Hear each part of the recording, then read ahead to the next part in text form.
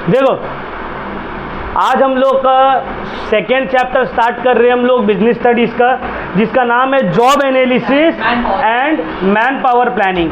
अब इसमें हम लोगों को पढ़ना क्या है, इसमें हम लोगों को सबका मीनिंग और रेलिवेंस और डिफरेंस पढ़ना है।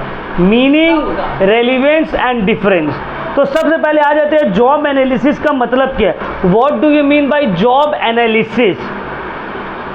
देखो, जॉब एनालिसिस को डिफाइन किया गया है। Job analysis is the formal and detailed study of jobs. It refers to a specific systematic analysis of job in order to obtain all fact about the job. It is defined as the process of determining by observation and study the tasks which comprise the job, the methods and equipment used, the skills and attitudes required for successful performance of the job. क्या मतलब है इसका? Job analysis का मतलब होता है job को study करना, और जॉब को स्टडी करके वो एनालाइज करना कि इस पर्टिकुलर जॉब के लिए क्या क्या रिक्वायरमेंट्स है, क्या स्किल्स रहना चाहिए, क्या मेथड्स यूज होना चाहिए, everything about the job study करना, इसी को बोलते हैं जॉब एनालिसिस। जॉब को एनालाइज करना। क्लियर हो गया पॉइंट? चल, नेक्स्ट हम लोग आगे बढ़ते हैं। जॉब एनालिसिस का क्या रेलिवेंस है? जॉब एनालिसिस क्या इंफॉर्मेशन प्रोवाइड करता है? तो देखो, हम लोग आते हैं रेलिवेंस ऑफ जॉब एनालिसिस। ठीक है, what are the relevance of job analysis? Job analysis का क्या रेलिवेंस है? मिनिमम आपको इतना तो इसमें से पढ़ना पड़ेगा। ठीक है, मीनिंग, रेलिवेंस एंड डिफरेंस। तो पहला रेलिवेंस क्या है? ऑर्गेनाइजेशनल डिज़ाइन है।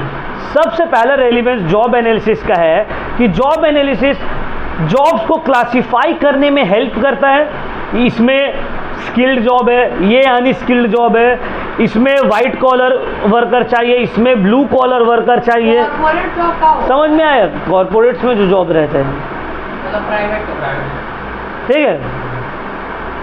तो जॉब एनालिसिस क्या करता है? ऑर्गेनाइजेशनल डिजाइन में हेल्प करता है, जॉब को क्लासिफाई करने में हेल्प करता है। दूसरा, ह्यूमन रिसोर्स प्लानिंग में हेल्प करता है कि ये पर्टिकुलर जॉब जो हम परफॉर्म कर रहे हैं, इस पर्टिकुलर जॉब में हमको कितना वर्कर लगेगा, कितना लोग हमको चाहिए इस पर्टिकुलर जॉब में। इसको हम लोग क्या बोलते हैं?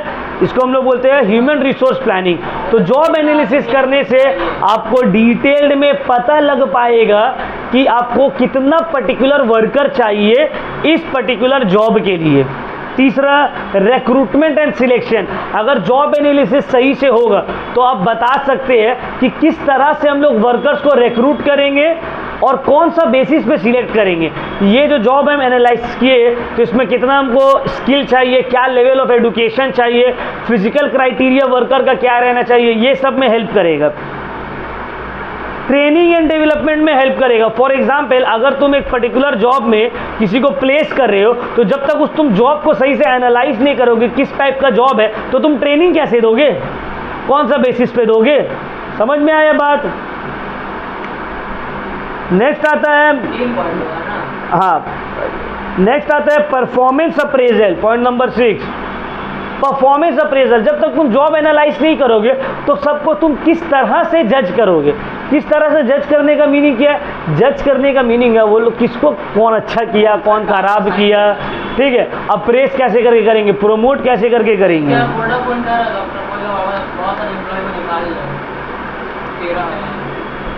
क्लियर? अच्छा, नेक्स्ट देखो, करियर पाथ प्लानिंग। करियर का प्लानिंग में भी जॉब एनालिसिस हेल्प करता है। With the help of understanding employees and organisation, career planning और करियर डेवलपमेंट हो सकता है। जैसे कि फॉर एग्जांपल अभी कोई लोअर लेवल में है तो वो देख सकता है क्या स्किल चाहिए हमको हायर लेवल में बढ़ने के लिए। ये सब जॉब एनालिसिस से ही होगा। लेबर रिलेशंस मेंटेन करने में हेल्प करेगा ऑर्गेनाइजेशन को।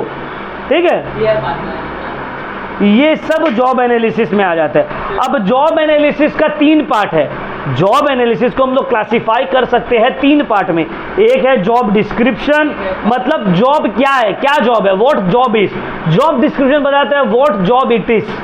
दूसरा है जॉब स्पेसिफिकेशन, मतलब व्हाट द जॉब रिक्वायर्स, ये जॉब करने के लिए आपको क्या चाहिए, क्या रिक्वायरमेंट आपके अंदर रहना चाहिए। और थर्ड है जॉब इवैल्यूएशन, ये जॉब का वर्थ कितना है, ये जॉब का इंपॉर्टेंस क्या है। ये तीन चीज आता है जॉब एनालिसिस में, जॉब डिस्क्रिप्शन, जॉब स्पेसिफिकेशन और जॉब इवैल्यूएशन। ठीक है, जॉब एनालिसिस का पहला क्लासिफिकेशन है जॉब डिस्क्रिप्शन, क्या जॉब है, what the job is. Job analysis का दूसरा पार्ट है जॉब स्पेसिफिकेशन, ये जॉब के लिए क्या रिक्वायरमेंट्स है। और तीसरा है जॉब इवैल्यूएशन, ये जॉब का क्या वर्थ है। क्लियर। तो चलो हम लोग पहले आ जाते हैं जॉब डिस्क्रिप्शन में। जैसे हम पहले बताए व्हाट द जॉब इज, दोस्त जॉब डिस्क्रिप्शन का क्या मतलब है। Job description collected through job analysis provide the basis. Job description defines, job description is a functional description of what the job is. It is the description in nature and defines the purpose and scope of job. Job description is a written record of the appropriate and authorized content of the job. समझ में आ रहा है, written record है, job है क्या। It tells us what is to be done, how it is to be done and why. Job description बताता है क्या करना है, कैसे करना है और क्यों करना है। जॉब डिस्क्रिप्शन का क्या रेलिवेंस है, क्या इंपॉर्टेंस है। पहला, ये जॉब को क्लासिफाई करने में हेल्प करता है। दूसरा, न्यू एम्प्लॉयज को प्लेस करने में हेल्प करता है। प्रमोशन एंड ट्रांसफर्स में हेल्प करता है। इन्वेस्टिगेटिंग एक्सीडेंट्स में हेल्प करता है ये। ठीक है, वर्क मेजरमेंट और वर्क इंप्रूवमेंट में हेल्प करेगा ये। अथॉरिटी, किसका कितना अथॉरिटी है, इसमें हेल्प करेगा डिटरमाइन करने में। तो ये सब क्या है, रेलिवेंस है जॉब डिस्क्रिप्शन का। क्लियर हो गया। अब देखो जॉब एनालिसिस और जॉब डिस्क्रिप्शन का बीच का डिफरेंस क्या है। जॉब एनालिसिस एक प्रोसेस है, जॉब डिस्क्रिप्शन उसका एक पार्ट है। जॉब एनालिसिस पहले होता है, जॉब डिस्क्रिप्शन बाद में होता है। जॉब एनालिसिस एक फॉर्मल स्टडी है, जॉब डिस्क्रिप्शन एक स्टेटमेंट है जो नेचर और कंटेंट्स ऑफ जॉब को डिटरमाइन करता है। क्लियर हुआ। 4 पॉइंट। अब आते हैं हम लोग जॉब स्पेसिफिकेशन। जॉब स्पेसिफिकेशन का मतलब है कि आपको ये पर्टिकुलर काम करने के लिए क्या रिक्वायरमेंट्स चाहिए। जॉब स्पेसिफिकेशन और मैन स्पेसिफिकेशन और employee specification is a statement of the minimum acceptable human qualities required to perform this job. Minimum requirement ये जॉब को करने का, उसको बोलते हैं जॉब स्पेसिफिकेशन। अब जॉब स्पेसिफिकेशन या मैन स्पेसिफिकेशन या एम्प्लॉय स्पेसिफिकेशन, तीनों का मतलब सेम है। अब इसका क्या मीनिंग है, रेलिवेंस है। पहला, जॉब स्पेसिफिकेशन हम लोगों को बताता है किस काइंड ऑफ पर्सन चाहिए जॉब के लिए, उसका रिक्रूटमेंट और सिलेक्शन का प्रोसेस क्या होगा, उसका ट्रेनिंग और अप्रेजल किस तरह से होगा, उसको कौन सा ग्राउंड में हम लोग क्रिटिसाइज कर सकते हैं। समझ में आ रहा है। मिनिमम रिक्वायरमेंट्स, एडुकेशन क्या होगा, ये सब इसका रेलिवेंस है। नेक्स्ट आते हैं हम लोग जॉब इनलार्जमेंट में। जॉब इनलार्जमेंट का मतलब क्या है, देखो ओरिजिनल जॉब से कितना ज़्यादा और इनलार्ज है, बड़ा है।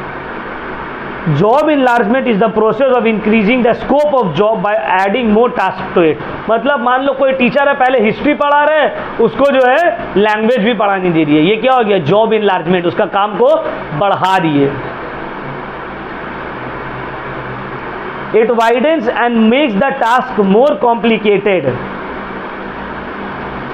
अब इसका क्या रेलिवेंस है, जॉब इनलार्जमेंट रिड्यूस करते हैं मोनोटोनी और बोर्डम को, है ना। डेली तुम एक ही काम कर रहे हो, एक ही काम कर रहे हो, बोर कर दे, तुम्हारा स्कोप को बढ़ा देता है ये, तुम्हारा एफिशिएंसी और वर्क इंटरेस्ट बढ़ा देता है, एम्प्लॉय को और ज़्यादा वर्सेटाइल कर देता है, अलग अलग चीज़ वो और सीखता है। क्लियर हो गया। नेक्स्ट आते हैं हम लोग जॉब इनरिचमेंट में। It is the process of making job more challenging और assigning additional responsibility reserve for higher level. अब जॉब इनरिचमेंट का मतलब है तुम्हारा टास्क को और टफ कर देना या तुमको और हायर लेवल वाला जॉब दे देना और चैलेंजिंग बना देना जॉब को। मतलब जॉब इनलार्जमेंट में क्या होता है, तुम सेम ही काम कर रहे हो, बस तुम्हारा काम को बढ़ा दिया गया। जॉब इनलार्जमेंट में तुमको और हायर लेवल ऑफ काम दे दिया गया। हाँ, समझ में आ रहा है? तो हम क्लास 6 को ही पढ़ा रहे हैं, 6 का एक सब्जेक्ट पढ़ा रहे हैं, अभी 6 का एक और सब्जेक्ट पढ़ाने लगे। ये हो गया जॉब इनलार्जमेंट। हम 6 को पढ़ा रहे थे, अब हमको 7 को भी पढ़ाने दे दिया। ये हो गया इनरिचमेंट। इनरिचमेंट वर्टिकली रिस्पॉन्सिबिलिटी बढ़ रहा है और इनलार्जमेंट हॉरिजॉन्टली रिस्पॉन्सिबिलिटी बन रहा है। क्लियर हो गया पॉइंट? अब जॉब इनरिचमेंट का क्या रेलिवेंस है?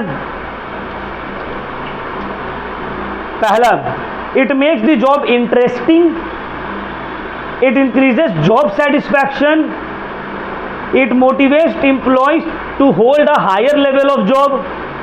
समझ में आ रहा है? अब जॉब इनलार्जमेंट और जॉब इनरिचमेंट का डिफरेंस पढ़ लेना है, ठीक है? नहीं, बस मीनिंग, रेलिवेंस, डिफरेंस समझ में आ रहा है? स्टेप्स को काट देना है, कॉन्सेप्ट को भी काट देना है। अब आते हैं मैन पावर प्लानिंग का मतलब। What do you mean by man power planning? कुछ नहीं। मैन पावर प्लानिंग और ह्यूमन रिसोर्स प्लानिंग का मतलब होता है राइट नंबर ऑफ पीपल को राइट टाइम में राइट काम में रखना। इसी को बोला जाता है मैन पावर प्लानिंग। अब इसका मीनिंग पढ़ लिए। अब आते हैं हम लोग man power estimation. What do you mean by man power estimation? Man power estimation का मतलब होता है बिफोर स्टार्टिंग रिक्रूटिंग और hiring employees a company must estimate the number of employees and the quality of employees it will need in future time. Such estimation is called man power planning और man power estimation. देखो, तुम higher करने से पहले ये देखोगे ना तुम्हारा दुकान में कितना वर्कर का ज़रूरत है, वर्कर के अंदर क्या क्या स्किल रहना चाहिए। इसी को हम लोग क्या बोलते हैं? मैन पावर एस्टिमेशन या मैन पावर प्लानिंग। अब इसका क्या रेलिवेंस है? मैन पावर प्लानिंग का क्या रेलिवेंस है? पहला, it helps to ensure that the organization has required number and the quality of manpower to fill the job vacancies। ये तुमको पता लगाने में हेल्प करता है कि तुम्हारा वर्कर में कितना ऑर्गेनाइजेशन में कितना एम्प्लॉयज चाहिए। दूसरा, ये तुम्हारा एक्सेस एम्प्लॉयज या शॉर्टेज ऑफ एम्प्लॉयज को होने से बचाता है अगर मैन पावर प्लानिंग किया हुआ है। तीसरा, इंटरप्राइज ग्रो करता है तेजी से अगर तुम्हारे पास सही नंबर ऑफ रिसोर्सेज है, मैन पावर है। क्लियर हो गया?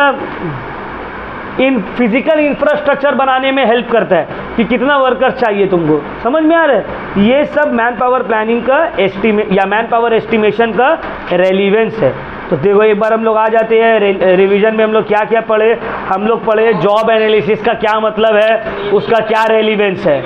नेक्स्ट हम लोग पढ़े जॉब एनालिसिस का कितना पार्ट है, job description, job specification, job evaluation, सबका मीनिंग और रेलिवेंस, और हम लोग डिफरेंस पढ़े। क्लियर है? ये चैप्टर में इतना ही है, ठीक है? एकदम थ्योरेटिकल बेस्ड चैप्टर है। बुक का पीछे ऑलरेडी आंसर दिया हुआ है, kind of general knowledge he type का चैप्टर, ठीक है? बुक का पीछे में देखो, डिफरेंस तो सब ऑलरेडी बुक में दिया हुआ है, मीनिंग एंड रेलिवेंस भी तुमको बुक में दिया हुआ है। तो हम बता दिए तुम लोगों को ये चैप्टर से क्या पढ़ना है, मीनिंग, रेलिवेंस और डिफरेंस। चैप्टर 2 हो गया कंप्लीट। क्या पढ़ना है हम लोग को? मीनिंग, रेलिवेंस और डिफरेंस, ठीक है? चलो कोई बात। अब हम लोग next day next class start करेंगे। देखो, बहुत इजी चैप्टर है इसमें, है ना? बहुत इजी चैप्टर है।